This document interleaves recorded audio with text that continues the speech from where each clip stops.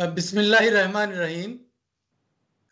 Channel 72 news Sydney से आपकी खिदमत में हमारे तजिया निगार सैयद अतीकुल हसन साहब और आपके होस्ट अख्तर मुगल का सलाम।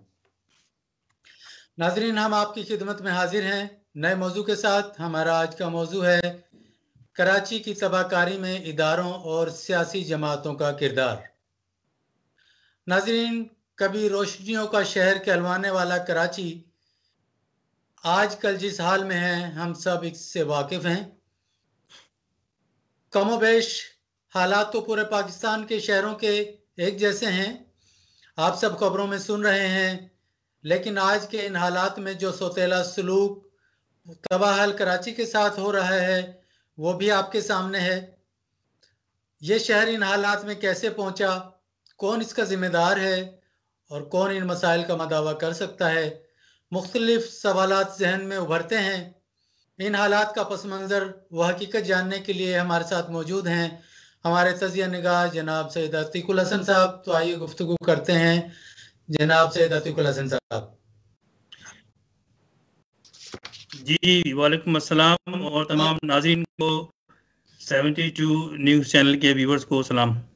अतीकुल हसन साहब, जैसा कि अभी आपने सुना कि हम कराची के बारे में गुफ्तगू करना चाहते हैं और आप जानते हैं कि एक ज़माने में जब कराची पाकिस्तान का दारुल खिलाफा था और उसके बाद भी उसे रोशनियों का शहर कहा जाता था, यानी रसूल बुलाद कराची। क्या आपने तो वो देखा होगा, और क्या उस वक्त के कराची के बारे में आप अपना जायजा पेश कर सकते हैं? हमारे नाज़रीन को बताइए कि किस तरह हुआ करता था कराची, और ये क्योंकि हमारे नाज़रीन जानना चाहते हैं। जी, मैंने जब से होश संभाला और मेरे क्योंकि वालदा का शहर है कराची, मेरा जो फादर का हैदराबाद था, हम कराची आते थे और 2-3 महीने रुकते थे। तो यकीन करें कि हम जब प्रोग्राम बनता था तो 1-8 महीने पहले से हमें ड्रीम लगता था कि हम कराची जा रहे हैं।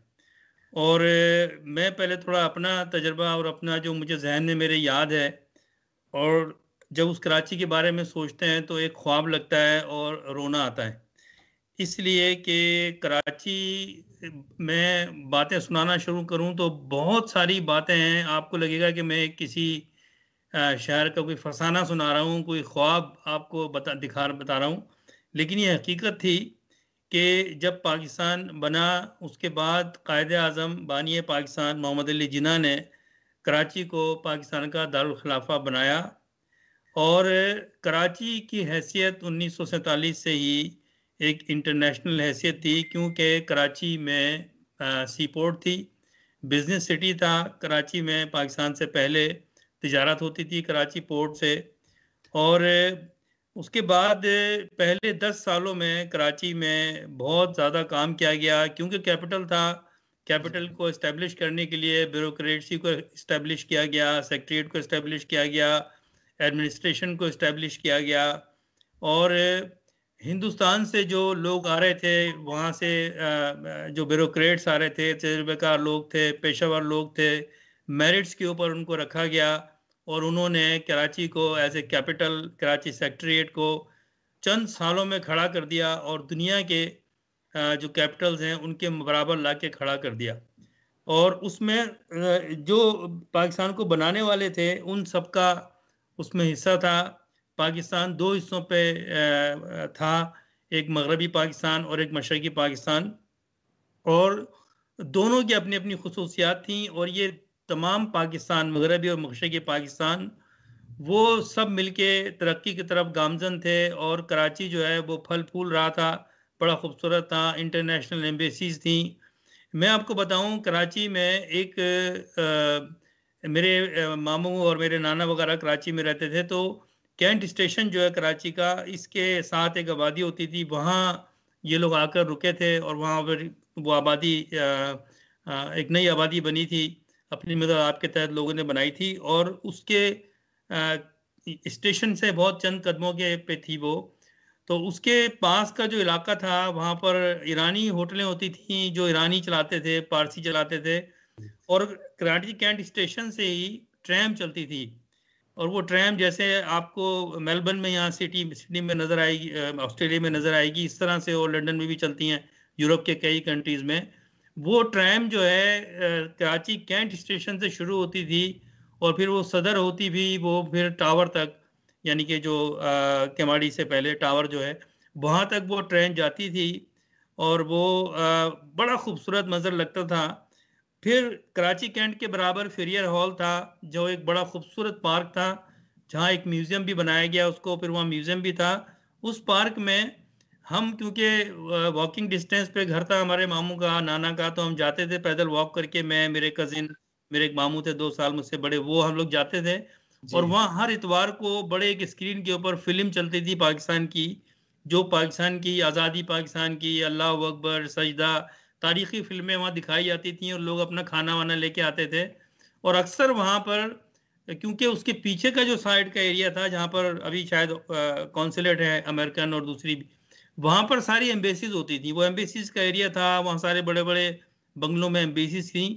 तो हमारे साथ शाम को जब हम वो जाते थे फेरियर हॉल में, तो अक्सर हमारे साथ फॉरेन जो एम्बेसीज के बच्चे होते थे उनके, वो हमारे साथ खेलते थे। तो आप यकीन करें कि उस वक्त उनसे बातचीत करके हम टूटी फूटी, यानी कि उनसे हम सीख गए थे कुछ इंग्लिश। फिर हमारा ये शौक होता था कि हम ट्रैम में बैठें, हम जो इतने कजिन थे आपस में, और वो सदर जाएं। सदर में हम इसलिए जाते थे, और ये हकीकत बता रहा हूँ, जो जैसे मैंने कहा आपको लोगों को ये अजीब सा लगेगा, सदर हम इसलिए जाते थे कि सदर में वहां पर फॉरेनर बड़े घूमते थे, यानी कि हर तीसरा आदमी, चौथा आदमी वहां का, जिन्हें हम गोरे कहते थे, हम तो गोरे समझते थे, लेकिन वो ईस्ट यूरोप से भी थे, यूरोप से भी थे, और दूसरे इलाकों से भी थे, अफ्रीकन भी थे, फिर एशिया के भी वहाँ ज्यादातर। और वहाँ एक बोरी बाजार होता था जो बोरी कम्युनिटी ने बनाया था, फिर बाद में वो वहाँ पर शायद कपड़े, अब दूसरा मार्केट वगैरह बन गई है। तो वहां पर हम जाते थे घूमने, और उस घूमने का हमारा मकसद क्या होता था कि हम वो उनको, जो फॉरेनर्स होते थे, उनको देखें वो कैसे जा रहे हैं, कैसे चल रहे हैं। फिर हम उनसे, हम उस वक्त स्कूल में थे, लेकिन हम थोड़ी मोटी इंग्लिश बोल लेते थे, ऐसे ही हेलो हाउ आर यू, इस तरह से कुछ, और फिर वो हमसे बात करते थे। फिर हमारे वो फोटो बनाते थे, तो फोटो फिर हमें वो दिखाते थे पोलराइड कैमरा से, वो हम लेके आते थे। ये हमारा शौक था।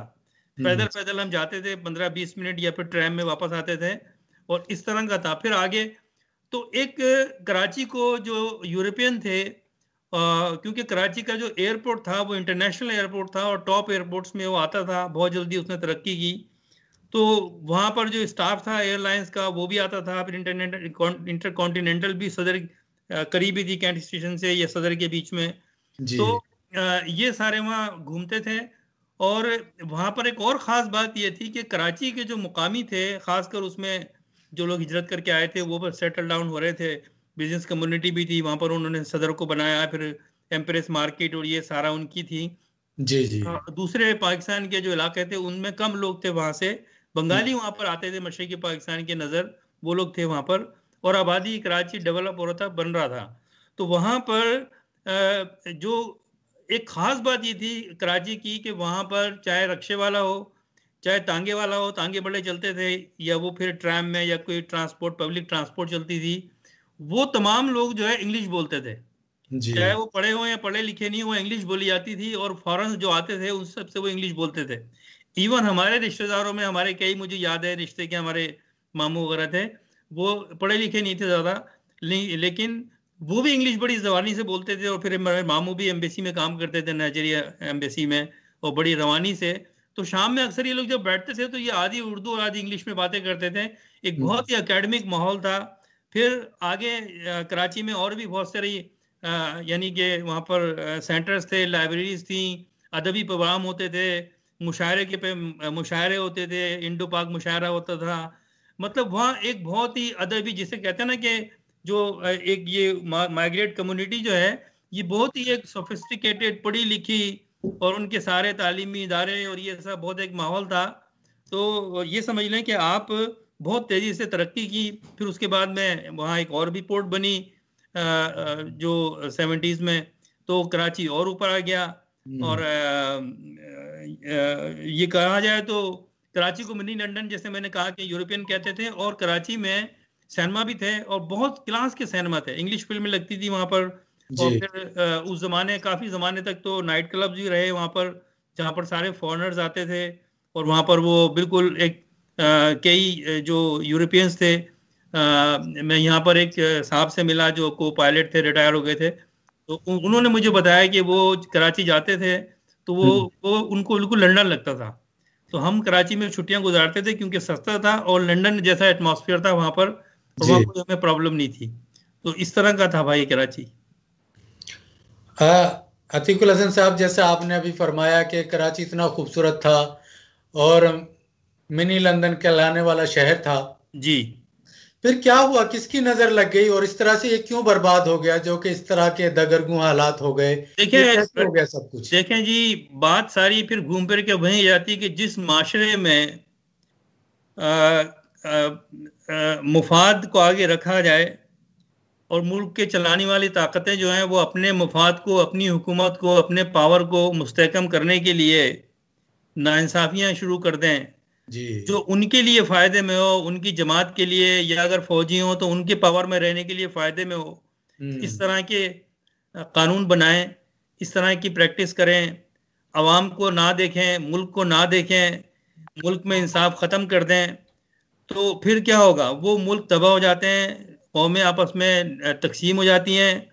हमने यही वजह थी कि पहले 10 साल में मशरकी पाकिस्तान, मगरबी पाकिस्तान एक था और सबका फोकस था कि पाकिस्तान पाकिस्तान पाकिस्तान, बिल्कुल सारे चीजें मेरिट पे होती थी। कराची में जो अपॉइंटमेंट होते थे वो मेरिट पे होते थे, उसमें बंगाली भी थे, उसमें पंजाबी भी थे, उसमें वेस्ट पाकिस्तान में तो ये कॉन्सेप्ट भी नहीं था ना, पहले पंजाबी, पठान, बलोची, ये कॉन्सेप्ट ही नहीं था क्योंकि ये सूबे भी नहीं थे। ये सिलसिला खराब किया गया। एक तो डेमोक्रेटिक हुकूमत जो थी, बल्कि 1956 में हमारा आइन भी पास हो गया था, ये जो 1973 के आइन को रोते हैं, 1956 में आइन हमारा पास हो गया था, लेकिन वेस्ट पाकिस्तान के जो वडेरे प्लस जो सियासतदान थे, बेसिकली वो वडेरे थे और जागीरदार थे, वो मसलियत के तहत मुस्लिम लीग के साथ आए थे और शुरू से ही उन्होंने अपना मफाद अपने आगे रखा, चाहे वो पंजाब के जागीरदार हों, चाहे सिंध के वडेरे हों, चाहे वो कबायली इलाकों के सरदार हों, वो ये देखते थे कि हमें किसमें फायदा है, हमें अपनी जो हमारे फॉलोअर्स हैं उनको हम क्या दें कि हमारी जो हम पावर में आ जाएं।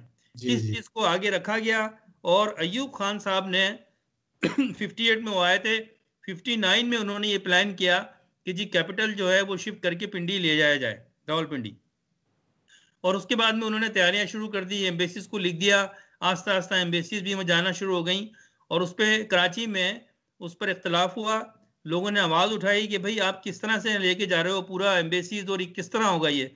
उन्होंने कहा ये आस्ता आस्ता प्रोसेस होगा। फिर 59 से 67 तक 10 साल में एक के बाद रफ्ता रफ्ता कैपिटल को शिफ्ट किया गया। एकदम एक दिन में कैपिटल शिफ्ट नहीं हुआ, 59 में अनाउंसमेंट हुआ और पिंडी में कैपिटल को ले जाया गया और इस्लामाबाद को बनाया गया। फिर 10 साल में इस्लामाबाद बना एक नया शहर जो ओबियसली बड़ा खूबसूरत बना, और अयूब खान साहब ने, जिनकी फौजी हुकूमत थी, उन्होंने अपनी मर्जी की, अपनी मर्जी से वहां फिर ऑर्डिनेंस के जरिए, क्योंकि मार्शल्ला थी, ये सारी चीजें अहकामात किए। तो बेसिकली कराची को कैपिटल खत्म तो फौज नहीं किया, अयूब खान ने किया। अगर डेमोक्रेसी होती और डेमोक्रेटिकली ये आइन से पास किया जाता, आज हम बात करते हैं तो हमारे सियासतदान अपने मुफाद को आगे रखने के लिए वो कहते हैं जी कि ये तो आइन में है नहीं, ये सूबा किस तरह बनेगा, वो किस तरह से आप आइन से पास करवाएंगे, 2/3 की अक्सरियत कहां से लाएंगे। ये इन्होंने जानबूझ के पाकिस्तान के आइन को तबाह किया, उसमें ऐसी चीज लेके आए कि जी हमारा जो इजारादारी है वो कायम रहे, इसमें फौज भी शामिल है। फौज ने इसकी इब्तिदा की अयूब खान ने, और उसके बाद में फिर अयूब खान ने जो कुछ किया, क्योंकि आज का मौजूद कराची है, लेकिन कराची को 10 साल में बाकायदा तौर पे प्लानिंग के साथ वो इस्लामाबाद कैपिटल बनाया गया, पहले पिंडी ले जाया गया, जिस पे मशरकी पाकिस्तान की अवाम जो है, जो हम में मगरबी पाकिस्तान में जो आज का पाकिस्तान है उसमें तादाद के लिहाज से ज्यादा थे, और जब तक डेमोक्रेसी रही उनमें असेंबली में उनकी तादाद ज्यादा थी, उनको इग्नोर कर दिया गया। और यही वजह थी कि ये नहीं चाहते थे कि बंगाल के पास पावर जाए, और कैपिटल वहां से उनका डिमांड ये थी, एक डिमांड ये थी मशरकी पाकिस्तान के बंगालियों की कि जी यहाँ पर भी कैपिटल होना चाहिए और आप ड्यूअल कैपिटल रखें, 2 कैपिटल बनाएं, एक ढाका को बनाएं और एक आप कराची को बनाएं। और एक बिल्कुल उनकी जायज एक उनकी डिमांड थी, उसको पूरा नहीं किया गया, उस पर रिजिड हुए यहाँ के लोग, यहाँ के सियासतदान। और फिर अयूब खान साहब ने जो कस्टमाइज डेमोक्रेसी की, उसके अंदर जुल्फ़िकार अली भुट्टो को इंट्रोड्यूस किया, जो एक वडेरा था सिंध का और जिसका खानदान का कोई किरदार नहीं था पाकिस्तान की बनाने में। और उन्होंने फिर ये किया कि जब इस्लामाबाद शिफ्ट किया, कराची को छोड़ दिया। और दूसरा जुल्म ये किया कि कराची, जितने बड़े बड़े दुनिया में सिटी हैं, मेट्रोपॉलिटन बड़े सिटी होते हैं, उनको आज़ादी के साथ उनकी अपनी हुकूमत बनाई जाती है। मतलब ये कि उन पे उनकी जो है पुलिस, उनकी जुडिशरी, उनकी जो उनका शहरी जो है टैक्स और उनके जो मेन डिपार्टमेंट है, इंफ्रास्ट्रक्चर है, उसको एक शहरी हुकूमत होती है बाकायदा इंडिपेंडेंट, वो चलाती है, ताकि वो सिटी जो है वो इंटरनेशनल लेवल पे डील कर सके। उसकी अपनी चीज़ें होती हैं। हमारे पास सिडनी की मिसाल मौजूद है, हमारे पास मेलबर्न की मिसाल मौजूद है, लंदन की मिसाल मौजूद है, न्यूयॉर्क की मिसाल मौजूद है। न्यूयॉर्क का मेयर जो है वो इतना ही पावरफुल है जितना अमेरिका का प्रेसिडेंट जी। और बाज़ दफ़ा वो वहाँ की जो स्टेट के जो सिटी के जो मेयर है वो कॉन्फ्लिक्ट कर देते हैं, वो कहते हैं हम नहीं मानते आपकी बात। अतीकुल हसन साहब, एक सवाल इसी मुनासिबत से एक जहन में है कि जिस तरह से कराची में आजकल मुख्तलिफ इदारे काम कर रहे हैं जी, कुछ वफाक के अंडर में हैं, कुछ सूबाई हुकूमत के और कुछ मुकामी बल्दिया के, क्या कराची शहर की अपनी एक अलग हैसियत नहीं होनी चाहिए जो आजाद ना, जिस तरह से यहाँ पर सिटी काउंसिल वगैरह हैं? आप क्या समझते हैं? पाकिस्तान में इंसाफ, जस्टिस, मेरिट पर लोगों को नहीं लाया जाएगा, ये जोड़ तोड़ चलती रहेगी।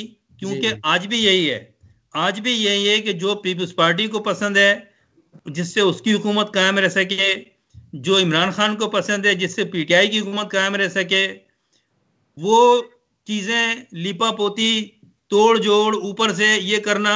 भाई असल चीजें करप्शन खत्म करो, आप ब्यूरोक्रेसी में मेरिट पर लोग लेके आओ।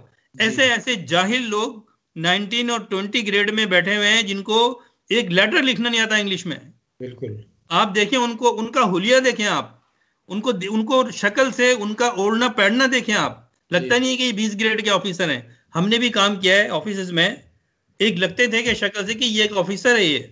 तो ये जब तक के ये कुछ भी नहीं कर सकते, सिर्फ ये चाहते हैं कि जी जब ये बात करते हैं, बात तो ये करते हैं मीडिया में आके कि हम आवाम के लिए बात कर रहे हैं, लेकिन जब तक कि ये नाहल करप्शन के जरिए आए हुए ब्यूरोक्रेसी इदारों को चलाने वाले और उनके साथ जो करप्ट लीडर उनको आए हुए लेकर, जब तक ये सही नहीं होंगे, जिसके लिए कराची पाकिस्तान में एक रेवोल्यूशन की जरूरत है। अब आ जाएं कराची के ऊपर। कराची में जो जुल्म ये किया गया है कि अगर चलें कैपिटल चला गया था तो कराची को खुद मुख्तार सिटी इंडिपेंडेंट रखा जाता, या तो उसका स्टेटस फेडरल के साथ रखा जाता इंडिपेंडेंट, कराची को किसी सूबे के साथ अटैच नहीं किया जाता। लेकिन जुल्म ये हुआ, जैसे हमने पिछले प्रोग्राम में कहा कि 1970 में जनरल याहिया खान ने 1 यूनिट जो था हमारा पाकिस्तान जो था, एक मुल्क था, उसको तोड़ के 4 सूबे बना दिए गए। अब ये कहते हैं कि जी हम सिंध अलग नहीं होने देंगे। अबे भाई, सिंध तो तुमने 70 में बनाया ये सूबा और याहिया खान ने, और उसके बाद में जो रही सही कमी थी वो जुल्फ़िकार अली भुट्टो ने पूरी कर दी। और फिर जिसको वो कहा जाता है कि बहुत बड़ा उन्होंने काम किया कि 73 का आइन, बेसिकली उसमें कैसी चीजें रखी गई कि पाकिस्तान के पाकिस्तानियों को 4 हिस्सों में डिवाइड किया गया। पाकिस्तानियों को सिंधी बनाया गया, पाकिस्तानियों को पंजाबी बनाया गया, पाकिस्तानियों को बलोची बनाया गया और पाकिस्तानियों को पश्तो बनाया गया। और फिर इसी वजह से लोगों ने अपने आप को सराइकी बना लिया, लोगों ने अपने आप को महाजिर बना लिया, लोगों ने अपने आप को काठियावाड़ी मेमन बना लिया। सब कुछ बना लिया, तो आपने की है ना, शुरुआत तो आपने की है। पाकिस्तान तो ये जो फेडरेशन का कॉन्सेप्ट था उसको बरकरार रखना चाहिए था, और लोकल बॉडी सिस्टम जो शहर बढ़ रहे थे उनको पावर देना चाहिए था, उनके अपनी हुकूमत बनानी चाहिए थी, शहरी हुकूमत बनानी चाहिए थी, जहां पर कि वो नहीं किया गया। तो कराची को सिस्टमेटिकली 50 साल में तबाह किया गया है। और उसकी एक वजह यह है कि कराची और सिंध, मैं क्योंकि सिंध और कराची से ताल्लुक है तो मैं इसी की बात करूंगा, और आज मौजू भी कराची है। इसमें आज तक, अभी तक, आज की डेट तक जो भी फैसले हो रहे हैं वो अभी भी जो बरसरे इक़्तिदार पार्टियां हैं, यानी कि सिंध में पीपल्स पार्टी है, वो अपना होल्ड रखना चाहती है सिंध के ऊपर। अब उनको कराची एक सोने की चिड़िया मिली हुई है। कराची सिंध का पार्ट नहीं रख रहा था कभी भी। फिर जुल्म ये किया 73 के कॉन्स्टिट्यूशन में, और फिर याह्या खान ने भी किया कि उसको, कराची को कैपिटल से उठाकर सिंध के कैपिटल में डाल दिया। भाई अगर आपने कराची उस वक्त भी 1 करोड़ से ज्यादा का शहर था, आज 3 करोड़ का शहर है, आपको शर्म नहीं आती? आपको मतलब किस तरह की बेगैरती और बेशर्मी है कि आप दुनिया को नहीं देख रहे, अपने पड़ोसी मुल्कों को नहीं देख रहे। आप कराची में आप हिंदुस्तान में देख लें, बॉम्बे है, बेंगलोर है, दिल्ली है, इनके अपनी गवर्नमेंट है। ये सूबाई गवर्नमेंट जो स्टेट्स हैं उसमें नहीं आती है। दिल्ली की अपनी पुलिस है, बॉम्बे की अपनी पुलिस है। आपके पास क्या जवाब है इस बात का कि आप सिंध पुलिस में रखी हुई है आपने? और सिंध पुलिस में फिर दूसरी बात यह है, जाहिर करप्शन होगी। 3 करोड़ की आबादी के वाले शहर में आप देखें, इनको कोई ऑफिसर नहीं मिलता, इनको सेक्रेटरीट में कोई क्लर्क नहीं मिलता कराची का, इनको कोई पुलिस में कोई ऑफिसर नहीं मिलता। अगर आईजी कोई डिप्यूट होता है तो वो सिंधी स्पीकिंग होगा। जब ये बात करो तो बात करते हैं तासुब की बात नहीं है, क्योंकि ना तो आम सिंधी को इससे फायदा है, ना आम महाजिर को, और ना और जो जबान बोलने वाले कराची में बसते हैं। फिर कराची की कोई प्लानिंग नहीं की गई। हर शहर का एक मास्टर प्लान होता है जो 50 साल के लिए होता है जी। कागजों में 1960 में अयूब खान साहब ने भी बनाया था, वो कागजों में ही रखा गया। लेकिन उसको जो ये मुफाद परस्त टोला है, और जिसको मैंने कहा कि जिसका जो मेन जिम्मेदार है, अगर हम सूबाई हुकूमत, अवामी हुकूमत की बात करें, लीडरों की बात करें, तो उसका जिम्मेदार जुल्फ़िकार अली भुट्टो और उसके साथ जितनी पार्टियां थी, उन्होंने खाना खराब किया ये। क्योंकि भुट्टो साहब ने फिर क्या किया, अब बात करते हैं, आजकल एक बात चल रही है कि जी कराची को अलग स्टेटस दिया जाए, और यही इसका इलाज है। अब उस पर क्या कहते हैं, कराची को हम सिंध से अलग नहीं होने देंगे। क्यों अलग नहीं होने देंगे? आपने अपनी मर्जी से आइन चेंज करके 73 में कैपिटल में लिया है, आप सिंध में लिया है।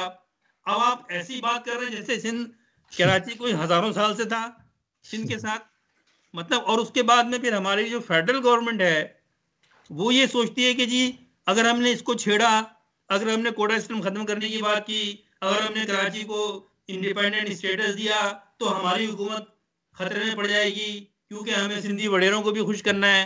हम असेंबली में वो बैठे हुए हैं, सेनेटर कई असेंबली में सिंध के जो वडेरे हैं, मैं पर्सनली जानता हूं कईयों को जो मेरे जमाने में पढ़ते थे, और वो गलत किस्म की चीजों में इन्वॉल्व थे।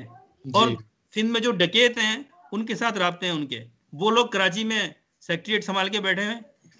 तो आप समझ लें कि ये तो नजर आ गया ना। फिर आप देखें कराची में जो सीन है सारी दुनिया में, यहाँ की न्यूज में भी है, सारी दुनिया में उसकी फुटेज जा रही है कि ये है जी पाकिस्तान, इस्लामी जमहूरिया Pakistan, the only nuclear power of Pakistan, Pakistan's biggest and largest and commercial city, which generates 70% revenue of the country. Look at this, what they have done. जी, ये क्या है, ये इन्होंने किया है ये। अच्छा, तो साहब बात सारी है जी। एक सवाल ये जहन में उभरता है कि आप क्या समझते हैं, इन हालात का क्या हल है? और कराची को जैसे रोशनियों का शहर था और कराची उरुसुल बुलाद कहलाता था, तो क्या आप समझते हैं कि दोबारा से उस कंडीशन में आ सकता है? बिल्कुल जी, अगर नीयत सही हो, मेरिट सिस्टम नाफिज किया जाए, सही जो अहल सेक्रेटरीट में ऑफिसर्स लाए जाएं, सही ब्यूरोक्रेट्स लाए जाएं, सही वहां पर तरह से इलेक्शन हो, सही मेयर का चुनाव हो, पॉपुलेशन से शुरू करें। सेंसस ही गलत किया हुआ है। 2017 के सेंसस में कराची की आबादी डिक्लेयर की हुई है 1,60,00,000, जबकि कराची की आबादी 3 करोड़ है। तो देखें ना किस तरह से आप सही करेंगे। आप कोई फार्मूला लगा लें, क्योंकि आप बेसिकली आप चोर हैं। बेसिकली तो आप चोर हैं, और इस चोर में ये सारे चोर हैं। ये एक चोरों का टोला है, ये 40 चोरों का टोला है ये, जिसमें वफाकी हुकूमत भी शामिल है। और कुछ जो सही लोग हैं वो फिर ये सोचते हैं कि जी हमने ये बात की, यूं बात की।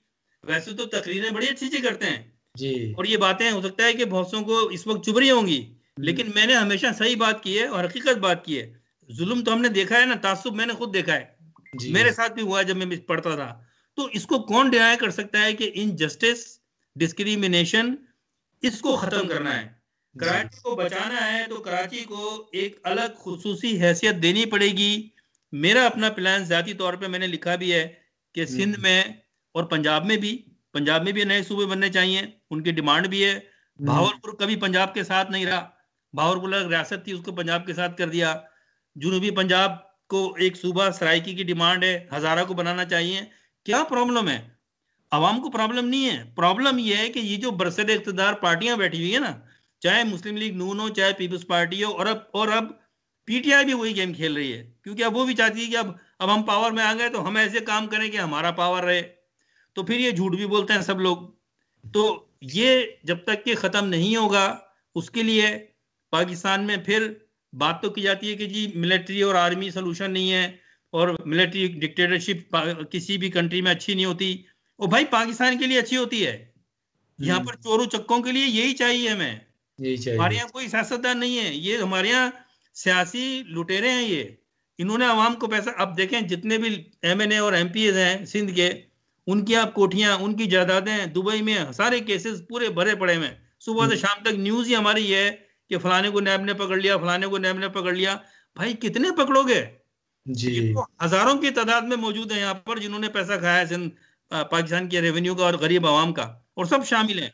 फिर सब एक दूसरे पर इल्जाम लगाते हैं। तो उसका इलाज ये है, back to answer your question, कि पाकिस्तान में और बिलखुसूस कराची की हम बात कर रहे हैं, कराची को एक उसको अलग हैसियत देनी पड़ेगी सिंध की। उसकी एक तो उसका रास्ता ये है कि सिंध में आप तकसीम करें। सिंध की आबादी 5 करोड़ है, सिंध को 3 सूबे बनाएं, एक सूबा शुमाली बनाएं, जो जिले हैं उनको मर्ज करें, 3-4 जिलों को एक सूबा वस्त बनाएं, एक कराची को अलग सूबा बनाएं, जिसको अगर आपको महाजिर के नाम से चिढ़े, होना नहीं चाहिए। तो इसमें कौन सी प्रॉब्लम है? वो अपनी शनाख्त कराते हैं महाजिर से, आपको नहीं होना चाहिए, लेकिन चले सही है, फिर भी आपकी बात मान लेते हैं। आप उसका नाम रख दें सिंध जुनूबी के जुनूबी सिंध। उसमें आप कराची को अलग बजट दें, कराची को मेट्रोपॉलिटन हैसियत दें, और बराबर से वहां पर पहले तो सेंसस हो सही तरह से, सही सेंसस करके। और लोग कहते हैं कि 2.5 से 3 करोड़ की आबादी है, उस आबादी के लिहाज से कराची में मुख्तलिफ शहर, 6-7 शहर बनते हैं कराची के, तो कराची तो वैसे भी अलग सूबा होना चाहिए। अगर आप कराची की आबादी देखें 3 करोड़, हैदराबाद शहरी इलाका है, उसकी आबादी देखें 40 लाख, मीरपुर खास की आबादी, आप मीरपुर खास से, मुझे नहीं पता कितनी है, लेकिन 25 लाख तो उसकी आबादी होगी मेरे ख्याल में, ज्यादा है उससे। फिर सखर की आबादी देखें 30-35 लाख। इन आबादी को जमा करें तो 70% सिंध की पॉपुलेशन बनती है। और आप देते क्या है कराची को? आप तो 20% में नहीं देते। आप हैदराबाद को दे क्या रहे हैं? इतने पैसे दे रहे हैं आप। फिर एक और जुल्म कैसे सही कर सकते हैं पाकिस्तान को? आपने ये नया ड्रामा किया, एनएफसी अवार्ड और 18वीं तरमीम, पैसा उठा के आपने दे दिया चीफ मिनिस्टर को। चीफ मिनिस्टर कहाँ का है? चीफ मिनिस्टर है दादू का। दादू की पॉपुलेशन कितनी है? अगर आप कराची के किसी छोटे से इलाके में चले आए ना, मलीर में जी, मलीर को आधा करें फिर, तो वो जो आधा मलीर है ना, इतना बड़ा है दादू, जहां का ये चीफ मिनिस्टर बैठा हुआ है।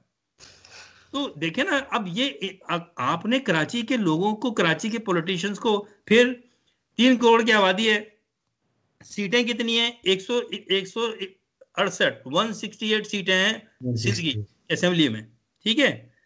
कराची की सीटें कितनी दी हुई है जनाब उन्होंने? तकरीबन 29 के करीब। और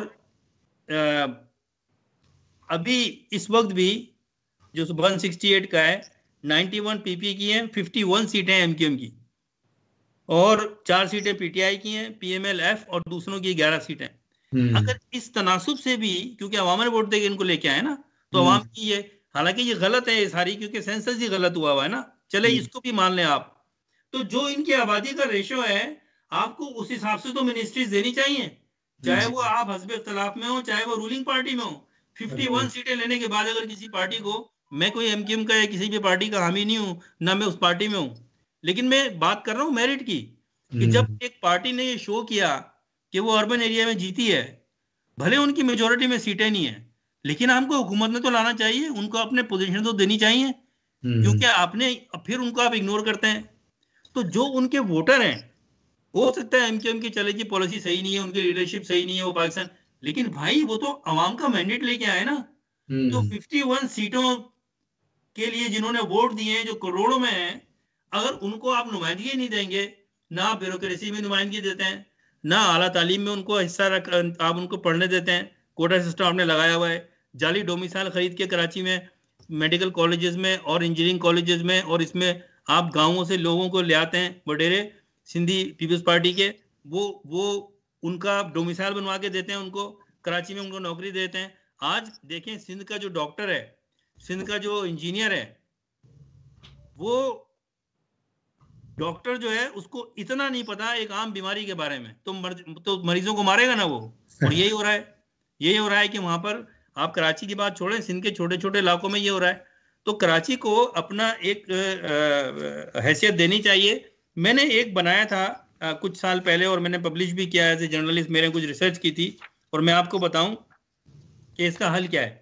अगर आप सूबा नहीं बनाते, चलें ठीक है, अगर कोई भी सिंसियर है, अगर इमरान खान सिंसियर आदमी है, ये एक दिन का काम है, ये अनाउंसमेंट करना है आपको, एक्शन लेने हैं अपने, बगैर किसी सियासी जोड़ तोड़ को जहन में रख के और अपने इक़्तिदार का जहन में सोच के आप सोचें कि मैंने अवाम का दिल जीतना है, फिर आ जाऊंगा मैं। लेकिन मैंने यहाँ पर इंसाफ और हक की बात करनी है, और जो कराची को डिजर्व करता है उसको मिलना है। इमरान खान साहब ने कराची में जलसे में कहा खड़े होकर कहा कि ये पढ़ी लिखी कौम है, इसका क्या है, इनको हक नहीं दिया जाता, कोटा सिस्टम के खत्म होना चाहिए, मैं आऊंगा, हमारी तो पार्टी तहरीक इंसाफ है, बहुत बड़ा इंसाफ देख लिया हमने 2 साल में, एक्सटेंड कर दिया। और उन्होंने, आप देखें कि ये क्या माजरत के साथ, मेरा दिल तो बहुत कुछ कहने को चाह रहा है, मैं क्या कहूं, आप मुझे लफ्ज बता दें कि ऐसे आदमी के लिए क्या कहा जाएगा, गैर मुअय्यना मुद्दत। मतलब ये एक जो है वो सिविलियन माशरे में माशरती जुर्म है। कोटा सिस्टम एक माशरती इंसानी जुर्म है कि आप किसी को रंग, नस्ल और जबान की बेस पे नौकरी दे रहे हैं, जो गैर शरई भी है, गैर आईनी भी है, गैर इस्लामी भी है, हमारे आइन में भी नहीं है ऐसा, और उसको आप कंटिन्यू चल रहा है। क्यों उसको गैर मुइन, लोग तो बात कर रहे हैं खत्म करने की डिमांड कर रहे हैं, आप जलती पे तेल डाल रहे हैं, आपने गैर मुइन मुद्दत के लिए कर दिया उसको, क्या जवाब है। 14 सीटें आपको दी कराची के, और कराची के लोगों ने हमेशा उसको वोट दिया है जिनको नजर आया कि ये आदमी सही है। इसका सबूत इमरान खान को 14 सीटें मिली, एमक्यूएम को नहीं मिली। जब सारा पाकिस्तान अयूब खान डिक्टेटर के साथ था, कराची के अवाम मोहतरमा फातिमा जिन्ना भुट्टो के साथ थी, मोहतरमा फातिमा जिन्ना के साथ थी, और भुट्टो जो है वो अयूब खान के साथ था। ये हिस्ट्री है कराची के लोगों की। वो किसी के, वो हमेशा जब उन्होंने देखा कि इमरान खान वाकई सिंसियर है, ऑनेस्ट आदमी है, जो उन्होंने देखा, क्योंकि मैं ये बात इसलिए कर रहा हूं कि मैं वोटों से बात कर रहा हूं कि 14 सीटें उनको मिल गई, जो पाकिस्तान में दूसरे सूबों में बड़े हैरानी से देखा गया कि कराची से कैसे 14 सीटें मिल गई। वहां पे 4 सीटें या मिल जाती तो लोग बोलते कि चलो 4 सीटें तो मिल गई।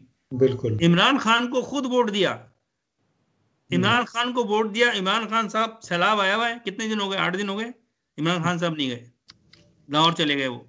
देखें, ये है असल प्रॉब्लम।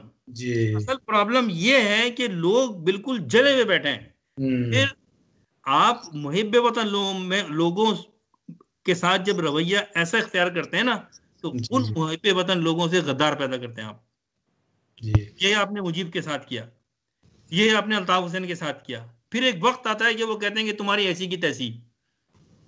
जब हमें हक नहीं मिलता, जिसके लिए ये मुल्क पाकिस्तान किस लिए बनाया गया था, कि मुसलमानों के हकूक नहीं थे इंडिया में, इस बेस पे बना था, इंसाफ की बेस पे। तो जब एक वक्त आता है तो फिर आप वो जहन जो है वो बागी हो जाते हैं। तो इसको बचाने के लिए एक तरीका यही है। इमरान खान से भी मैं दरख्वास्त करूंगा खास तौर पे इस प्रोग्राम के जरिए कि खुदा के वास्ते आप तहरीक इंसाफ हैं, थोड़ा सा इंसाफ करें, आप एक्शन लें। आपकी हुकूमत जाती है, चली जाए, दोबारा आ जाएगी आपकी हुकूमत, लेकिन आप किताबों में आपका नाम सुरैनी हरफों से लिखा जाएगा कि कोई लीडर आया था जिसने मेरिट की बात की, जिसने कोटा सिस्टम खत्म किया, जिसने एक तबका है पढ़ा लिखा उसको उसका हक दिया, इनका नाम तारीख में लिखा जाएगा। और अगर ये नहीं करेंगे तो फिर कराची वालों ने तो हमेशा मुखालफत की है।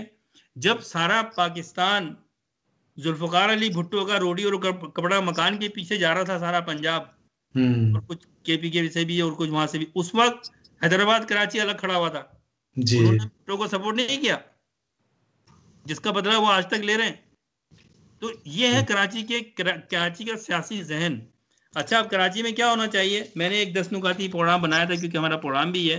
हमारी सियासी पार्टियां आप देखें, कोई भी हो, तो ये सियासी पार्टियां, जो हमारा मौजू भी था, इन तबाकारियों में सियासी पार्टियां इन्वॉल्व हैं। इन्होंने कुछ नहीं किया, अपने बहुत को आगे रखा। सियासी जो हमारे इदारे हैं कराची के, अब कराची में 18 जो है ना वो इदारे काम कर रहे हैं जिनके पास पावर है। उसकी वजह क्या? 18 हैं क्यों? उसकी वजह ये है, ये किसी ने कोई सोचता नहीं है, ताकि अपने बंदों को, अपने सियासी वर्कर्स को नौकरियां मिलें। तो वहां पर एक के बाद एक भाई ये 18 अपने इदारे बनाए हुए हैं, आप सीधा एक कराची सिटी गवर्नमेंट बनाएं, तो पावर दें। 2-4 महकमों की जरूरत पड़ती है और उनको आप पैसा दें और उनको छोड़ दें। आपने क्यों सिंध गवर्नमेंट के अंडर लगाया हुआ है? आप अगर सूबा नहीं भी बनाना चाहते तो आपको कराची को अलग स्टेटस देना पड़ेगा। अच्छा चले, अभी आप कहते हैं जी मुश्किल है और फलाना है ढिमका है, ये आइन तो भाई आप चोरों नहीं बनाया ना, हमने थोड़ी बनाया आइन ये। तो कराची की अगर वो जो हैसियत थी 1970 60 तक 65 तक या इवन 70 तक, उसको अगर वापस लाना है तो मेरे हिसाब से जो मेरी रिकमेंडेशन है वो ये कि कराची में पुलिस कमिश्नर होना चाहिए, कराची की अपनी पुलिस होनी चाहिए, कराची पुलिस सर्विसेज जिसका अपना कमिश्नर होना चाहिए, वो एक पावरफुल शख्स होना चाहिए। उसका जो पावर है वो एक जो वजीर आला है उससे ज्यादा पावरफुल होना चाहिए। और ये जो आईजी शाही सिस्टम है ये खत्म होने चाहिए, पुलिस कमिश्नर होना चाहिए। बॉम्बे में भी पुलिस कमिश्नर है, दिल्ली में भी पुलिस कमिश्नर है। फिर पुलिस कमिश्नर जो है उसमें वो मेरिट की बुनियाद पे सारी पुलिस का निजाम बनाए, सारे पुलिस ऑफिसर्स को मेरिट की बुनियाद पे रखे। पुलिस कमिश्नर बाख्तियार हो डिसीजन लेने में, मुल्क की जो कराची का जो नज्म ज़ब्त है, वहाँ के जो लॉ एंड ऑर्डर सिचुएशन है, उसमें वो उसको फुल इख्तियार हो, उसमें किसी की अमल दखल नहीं होना चाहिए, ना तो सूबे के वज़ीर आला की होना चाहिए, कमिश्नर के पास पावर होना चाहिए, लॉ एंड एनफोर्समेंट एजेंसीज का मेरिट के ऊपर दाखिले होना चाहिए। और मुकामी जो पुलिस है, जो है कराची पुलिस जो है, उसको फिर कम्युनिटी पुलिस बनानी चाहिए, कम्युनिटी के लोगों को लेना चाहिए। यहाँ पर भी, ऑस्ट्रेलिया में भी, यहाँ पर देखिए कम्युनिटी पुलिस है, पुलिस के लिए भी वो काम करती है कम्युनिटी के साथ। हम जब बड़े बड़े फंक्शन कराते हैं तो हमें कांटेक्ट करते हैं, कॉल करते हैं, बैठते हैं हमारे साथ कि किस तरह से आपने करना है, कुछ जरूरत है आपको, चीजें बताइए। तो मुकामी कम्युनिटी पुलिस का कॉन्सेप्ट लाना चाहिए। जो मुकामी लोग हैं डिफरेंट महलों में, कॉलोनीज में, शहरों में, यहाँ पर उनकी अपनी कम्युनिटी पुलिस होनी चाहिए। वो फिर जो पुलिस सर्विसेज है जिसमें लोकल लोग होने चाहिए और मेरिट पे होने चाहिए। अगर कराची पुलिस सर्विसेज है तो सारे लोग कराची के होने चाहिए, उनको पता है। फिर वो कम्युनिटी पुलिस के साथ काम करें, ताकि हमारा सबसे बड़ा जो मसला है वो है लॉ एंड ऑर्डर का। तो लॉ एंड ऑर्डर जब तक सही नहीं होगा कराची का, और उसकी भाई आपको फौज लगाने की जरूरत नहीं है। अब 30 साल से रेंजर्स बैठी हुई और कितना पैसा खा रही है वो। जो लोग 30 साल में 40 साल में अमन नहीं ला सके, वो कैसे ले आएंगे अगले 40 साल में? बात क्या है? बात यह है कि कराची का तो कोई पुलिस ऑफिसर है नहीं जी। वो तो एक दादू से, सन से, लाड़काना से और पता नहीं कहां से, छोटे से इलाके से आता है, रिश्वत जाली डोमिसाइल पे, और उसके बाद में आगे कराची के थाना का इंचार्ज संभाल लेता है वो। हाँ, इंपोर्ट किए जाते हैं, जिस तरह कराची का एडमिनिस्ट्रेटर भी अभी बाहर से लाया कराची में अगर आप एफआईआर लिखवाने जाएं, मैं तासुब की बात नहीं कर रहा हूं भाई, आप चीजों को आसान तो बनाएं। वहां जो एक बैठा हुआ है, सिंध से आया हुआ है, उसको उर्दू आती नहीं है, वो सिंधी में एफआईआर काटता है, और वो सिंधी उस मुकामी जो नहीं आती, जो एफआईआर कटवाने आया हुआ है, वो उसको नहीं आती। एक बेसिक तो खिला है कि वहां का आदमी नहीं है, वो कैसे समझेगा उनको नेचर को? तो एक तो यह है पुलिस के बारे में। सबसे पहले बहुत अहम चीज है कि आपका लॉ एंड ऑर्डर सिचुएशन करने के लिए कराची की अपनी पुलिस, उसका अपना पुलिस कमिश्नर, उनकी कम्युनिटी पुलिस होनी चाहिए। शहर के जो दाखिली रास्ते हैं उनके ऊपर पुलिस चेकिंग एक डिपार्टमेंट बनाना चाहिए जो पुलिस चेक करे जो भी कराची शहर में आ रहा है अंदर और बाहर जा रहा है, और उसकी रजिस्ट्रेशन होनी चाहिए, कौन आ रहा है, ये कहाँ से आ रहा है, कौन से सूबे से आ रहा है, ताकि पता चले, ताकि ये दहशतगर्दी कम हो। ये नहीं कि किसी ने मुंह उठाया, वो उसने पेशावर से वो अफगानिस्तान का बॉर्डर क्रॉस किया, पेशावर आया, वहां से ट्रेन में बैठे कराची आ गया और कराची में आके उन्होंने सुराबगढ़ बना के कब्जा कर लिया और वहां सारा हीरोइन का और बंदूकों का कारोबार हो रहा है। कैसे कंट्रोल होगा ये? तो एक कराची सिक्योरिटी फोर्स होना चाहिए, जो वो भी कराची सिक्योरिटी फोर्स भी शाख होनी चाहिए Karachi community, Karachi police services की। उस सिक्योरिटी फोर्स का काम ये होना चाहिए कि कराची की जितने भी जो बॉर्डर हैं उनके ऊपर उनकी चौकी होनी चाहिए, उस पर उसका पैरा होना चाहिए, एंड्रोसमेंट होनी चाहिए, उसकी एंड्रोस करना चाहिए, उनको रजिस्टर करना चाहिए कौन कराची से आ रहा है अंदर और कौन कराची के बाहर जा रहा है। इसके बाद कराची शहर का एक अपनी गवर्नमेंट होनी चाहिए, सिटी गवर्नमेंट होनी चाहिए, और सिटी गवर्नमेंट का जो मेयर हो वो वजीर आला से ज्यादा उसके पावरफुल होने चाहिए या उसके बराबर। वो वजीर आला के अंडर में नहीं होना चाहिए, उसका ताल्लुक डायरेक्टली वफाक से होना चाहिए। इस्लामाबाद में जो प्राइम मिनिस्टर बैठा हुआ है ना, सिर्फ उसको जवाब दे वो, और वफाक को पैसा देना चाहिए सिटी गवर्नमेंट को, और सिंध सूबे को भी, सिंध के वजीर आला को भी उनका फंड देना चाहिए, और उस फंड के लिए सिटी के एक सिटी टैक्स नाफिज करना चाहिए, और जो मौजूदा टैक्स है उसमें कम करके, और वो सिटी टैक्स जो है वो सिर्फ सिटी गवर्नमेंट के पास जाना चाहिए। अगर आप 10 से 15% भी टैक्स रखते हैं तो अरबों रुपया हो जाएगा। 3 करोड़ की तो आबादी है, अगर वहां पर 1 अरब लोग भी या 10-50 करोड़ लोग भी टैक्स देते हैं तो कितने पैसा हो जाएगा सिटी टैक्स से? सिर्फ वो सिटी टैक्स जो है कराची की डेवलपमेंट पे खर्च होना चाहिए। ये मैं जो चीजें बता रहा हूँ, मैं कोई कहीं इलामी चीजें नहीं है ये दूसरे मैं देखता हूँ कि बड़े बड़े शहरों में हम यहाँ रहते हैं, जो मेट्रोपॉलिटन सिटी है वहाँ ऐसा ही होता है जी, यहाँ पर भी ऐसा ही है जी। इसका तो सिटी गवर्नमेंट होना चाहिए, उसका मेयर, और उसके बाद में कराची सिटी गवर्नमेंट के अंदर अलग अलग जो कराची के हैं, जैसे मिसाल के तौर पर अब कराची में अगर चले जाएं आप तो आप देखें कि कराची सेंट्रल डिस्ट्रिक्ट है, कराची ईस्ट डिस्ट्रिक्ट है, कराची साउथ डिस्ट्रिक्ट है, वेस्ट डिस्ट्रिक्ट है, कुरंगी है, फिर मलीर है, फिर केमारी है। ये सारे शहर होने चाहिए, इनकी अपनी लोकल गवर्नमेंट होनी चाहिए, इनके अपने मेयर होने चाहिए, और वो फिर सिटी मेयर के साथ काम करें जी, जो बैठकर। और अब देखें सिटी जो इस वक्त जो है इतने यूसी बनाई हुई है, 51 यूसी बनी हुई है कराची सेंट्रल में, 13 बनी हुई है कराची ईस्ट में, 11 बनी हुई है कराची साउथ में, वेस्ट में बनी हुई है, और ये सारी सियासी तौर पे बनाई गई हैं। जिस पार्टी का उसमें काम चल रहा है उन्होंने कुरंगी में 9 बनाई हुई है। इन सबको अगर जमा करें तो ये सैकड़ों में काउंसलर बनते हैं। ज्यादा आपको जरूरत है सैकड़ों काउंसलर बनाने की? क्या कर रहे हैं बैठ के? ये यूसेज करती है बैठ के, सिर्फ बदमाशी जी। अच्छा, फिर उस पर फंड भी लेते हैं, और फंड भी दिए जाते हैं ना एक पार्टी को दूसरी पार्टी को, यानी कि अगर पीयूष पार्टी एमकेएम को फंड दे रही है तो इसलिए आवाम के लिए नहीं दे रही है, वो रिश्वत दे रही है कि हम तुम्हें अच्छा इतना पैसा दे देंगे तो तुम हमें हमारे खिलाफ नहीं बोलना, खामोशी से बैठे रहो, बस जो भी हम बिल पास कर रहे हैं वो पास करते रहो। इसीलिए आप देख लें कि कोटा सिस्टम हमेशा मंजूर हो जाता है पार्लियामेंट से, उस वक्त वो पार्लियामेंट खरीद लेते हैं। टॉपिक तो बहुत बड़ा है और टाइम बहुत खत्म हो रहा है हमारा। अच्छा, इसके बाद 2-4 पॉइंट और हैं, मैं उसको जल्दी पढ़ देता हूँ। इसके अलावा जो है पास के टाइम खत्म हो रहा है, सिटी कोर्ट सिस्टम होना चाहिए। जुडिशरी बहुत इंपॉर्टेंट है, कराची की अपनी जुडिशरी सिस्टम होना चाहिए सिटी कोर्ट का, उसका अपना जज होना चाहिए, उनके अपने पूरी जोन, और इंडिपेंडेंटली वो फैसले करें फौरी तौर पे।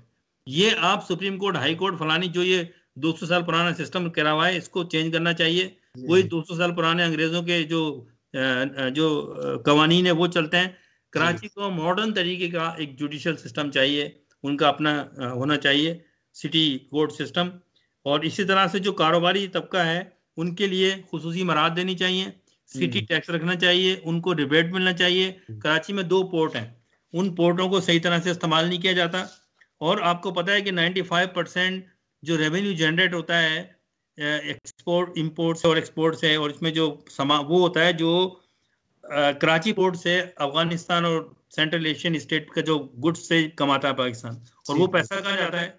अब कराची से पैसा कमाया जाता है 2 पोर्टों से, फिर एयरपोर्ट से भी, फिर टैक्स से भी, और वो पैसा जो 70% है रेवेन्यू का पाकिस्तान की जी, वो लेके आप, यानी कि आप 100 में से 70 रुपए लेके और वापस उसको 20 रुपए दे देते हो आप, तो यानी कि पाकिस्तान को पूरा पाल रहा है कराची, और कराची को तबाह कर दिया उन्होंने। ये सिस्टम सही नहीं है। तो देखे ना, इंसाफ तो यहाँ है नहीं। इसके बाद में जो प्रोफेशनल जो एजुकेशन है सिस्टम है, जो तालीमी सिस्टम है, जो कॉलेजेस हैं, यूनिवर्सिटीज हैं, ये सब में मेरिट सिस्टम होना चाहिए। कराची के लिए जो कराची में प्रायोरिटी मिलना चाहिए जो कराची के लोग हैं। अब कराची का नौजवान क्या करे? कराची के बेशतर नौजवान तो छोड़ के चले गए कराची, क्रीम तो आपने निकाल दी। अब वहाँ जाहिल किस्म के लोग रह गए, डिग्रियां तो हैं, काम कुछ नहीं जानते, वो ना लिखना पढ़ना जानते हैं। अब उनसे आप सिंधी में या उर्दू में लिखवा लो, इंग्लिश तो लिख नहीं सकते वो, इंटरनेशनल कैसे कॉम्पीट करेंगे वो? और जो पढ़े लिखे लोग थे, पढ़ी लिखी फैमिली थी कराची की, उन्होंने कुछ ना कुछ करके अपने बच्चों को बाहर भेज दिया। हम क्यों, आप और हम क्यों ऑस्ट्रेलिया में बैठे हुए? मैंने कराची की जब जॉब छोड़ी तो मैं 18 ग्रेड में था, यंगेस्ट जॉब था, और मैं मुकाबले के इम्तिहान में आया हूँ एक सीट, मैं कोई सिंध के कोटे पे नहीं आया हूँ। तो ये टैलेंट था।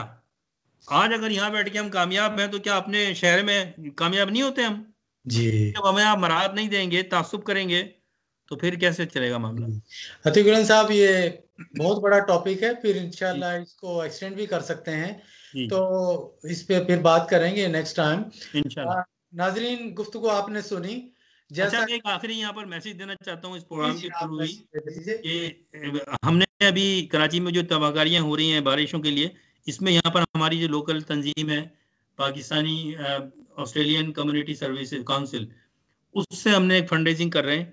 तो जो कराची यहाँ सिडनी में या ऑस्ट्रेलिया में जो ये प्रोग्राम देख रहे हैं, सुन रहे हैं, तो प्लीज उस फंड रेजिंग में हम डोनेशन कर रहे हैं उनके लिए जो मज़ाफ़ाती इलाकों में डूब गए, बेघर हो गए, तो उसमें कंट्रीब्यूट करें। उसकी डिटेल सोशल मीडिया पे है।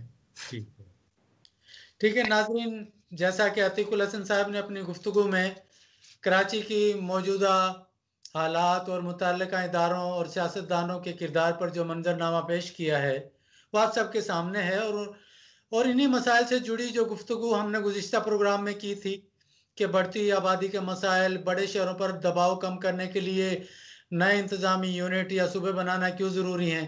लिहाजा हालात का तकाजा है इंतज़ामी मामलात को सियासत की भेंट न चढ़ाएं। अगर सूबों की तकसीम से इंतज़ामी सहूलत पैदा होती है और आवाम के लिए बेहतरी होती है तो मुकामी लोगों की बात सुननी चाहिए। बहुत शुक्रिया नाजरीन। आज के इस प्रोग्राम का इख्तिताम हम जनाब इफ्तिखार आरिफ साहब के इस शेर पर करते हैं। इफ्तिखार आरिफ साहब फरमाते हैं कि समंदर के किनारे एक बस्ती रो रही है जी। समंदर के किनारे एक बस्ती रो रही है, मैं इतनी दूर हूँ और मुझको वहशत हो रही है। सही बात है। इंशाअल्लाह अगले हफ्ते हम फिर हाजिर होंगे नए मौजू के साथ। अपना बहुत ख्याल रखिएगा। हमारे तजिया नगार सैयद अतीकुल हसन और अपने मेज़बान अख्तर अली मुगल को इजाज़त दीजिए। शब बखैर। अल्लाह।